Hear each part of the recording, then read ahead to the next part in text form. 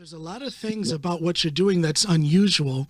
One of the most obvious things that's unusual about it is that you're actually farming in the middle of a city. You're in Indianapolis. Yeah, that is correct. Right in the inner city, and where we are, we're located off of 3415 East 10th Street. It's off of 10th Street in between Keystone and Sherman. Those who are familiar with the city know that it's a rough area. It can be a rough area around here. Yeah. Also considered a food desert, meaning that we don't have a lot of access to fresh foods and vegetables through grocery stores because there's greater distance for people within this location to travel to get access to those foods.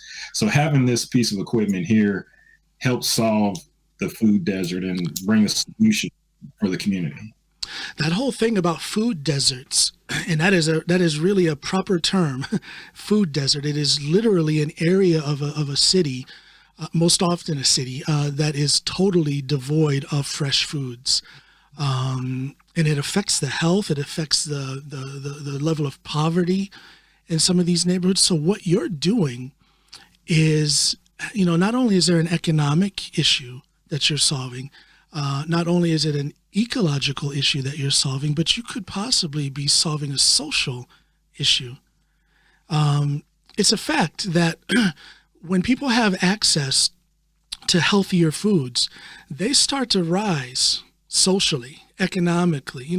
Their status in the society begins to rise. That is a big problem with inner city poverty. This whole concept, this whole idea, this whole factuality of food deserts. So you're solving quite a few problems right here. Exactly. That was one of the reasons why I started this business. Yeah. Not only to solve the problem, but to bring awareness to a new concept of farming that is available today. Now, how long have you been doing this? So I launched the business in 2018, but I received my first farm in August of 2020. So about 10 Why did it take so long from the beginning of the business to the actual ability to be able to start? Why did it take so long? The main thing was funding. I went through I wanted to go through funding through the United States Department of Agriculture. That was my initial route to go funding. And to do that, you have to go through your local Farm Service Agency. So just imagine me, with an idea in my hand. And let me back up a little bit. So the reason why I decided to pursue that is because one day I received a postcard from the FSA that had the vision of a gentleman in a white coat with a tray in his hand with nice bright lights behind it. And I was like, oh, what is that? What is he in? It just didn't look like a normal, thing. And then I dug further in and I found out that it was one of those container farms. So I was like, USDA funds those. So I proceeded down that and I went to my local FSA office, which is in Decatur, Indiana, to inquire about getting funding. And they just looked at me crazy. Now, why is that? Why would they look at you crazy? I have an idea, but what do you think?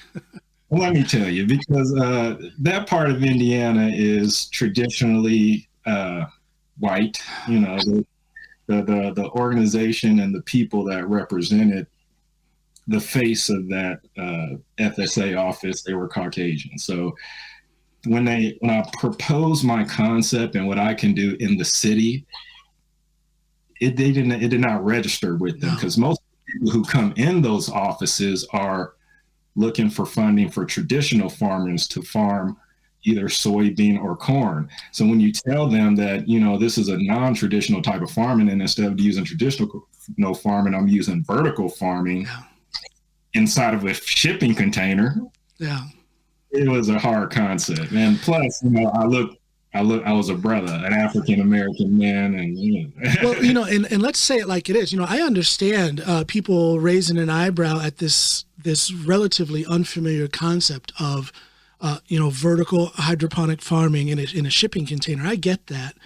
But when you put on top of it the historical exclusionary atmosphere in traditional American farming, when you get into the historical imbalance in funding of black farmers versus white farmers, that's a lot of adversity that you were faced with. You know, a lot of people aren't going to want to talk about that. A lot of people are kind of rolling their eyes. Oh God, here goes John talking about inequality again. Well, yeah, I'm talking about inequality again, but you are a living example of the issue of inequality in America. So Exactly. you had an uphill battle. You also had some generational issues within your family that you had to Exactly. deal with. Can you tell me a little bit about that? And then I want to get back to the practical process of your application for funding and everything. But can we take it a step back and tell me a little Sure. bit about your family's history? This I all will. ties So, in. so I'll start where I was born. I was born in San Francisco, California, and that's where my grandmother grew up, and my father and mother, they met and they conceived me. My mother had me when she was 16 years old, so she was pregnant with me at 15. So her and I are real close in age. But my grandmother was originally from Mississippi. Matter of fact, four of my grandparents were from Mississippi. Okay, yeah, And the reason why they ended up in San Francisco is they were part of the what's called the Black Migration, yeah, when people from the South migrated away from the Southern area to look for better opportunities. yes, So from Mississippi, my family from there, my great great grandmother, they were sharecroppers, and uh, they they lived on the land that they were previously slaves on.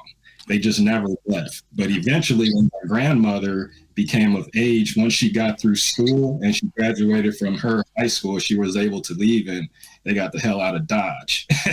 They moved far away to San Francisco. So, you could kind of, I was able to do a search on ancestry.com, and I was able to trace my roots back to like the early 1850s. And then I did the DNA test, and I'm from the west of Africa. So yeah, eventually I was part of that migration. I'm an African American man. I was part of the slave trade migration that went from Africa to the south to the west. yeah.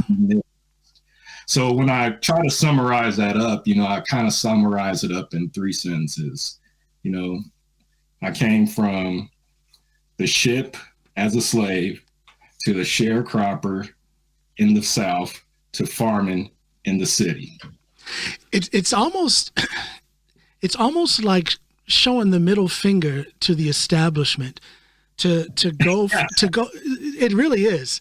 And I had been thinking just that journey from sharecropping to owning your own very unique farming business. But again, if we even take it a step further back, of course, it's from the slave or, from African roots and the slave journey from Africa to the States. You add that into it.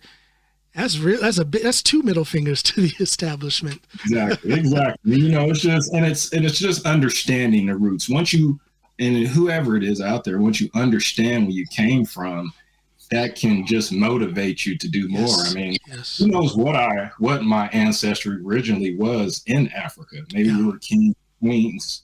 Who Yeah. knows what we were? Yeah. But Yeah. I know there's something in my bloodline that motivated me today. And as I said earlier, it wasn't an easy journey for you.